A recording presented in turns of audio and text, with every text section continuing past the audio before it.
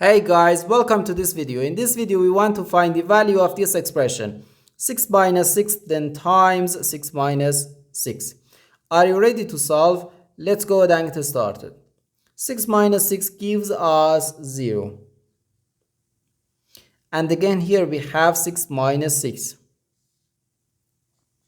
So 0 times 0 is just 0. But this answer is not correct, because according to the order of operations, which is PEMDAS,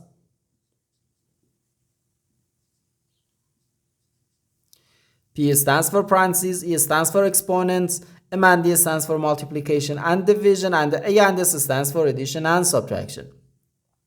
First we have to do parentheses, then exponents, then multiplication or division, and finally addition or subtraction. Remember that multiplication and division have equal priority and we have to work from left to right. And the same applies to addition and subtraction. In this expression, we have two subtractions and one multiplication. According to the PEMDAS, multiplication has higher priority than subtraction because multiplication comes before subtraction.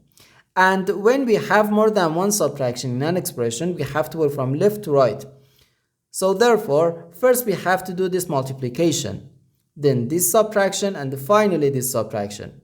If we do this subtraction or this subtraction before this multiplication, it is wrong.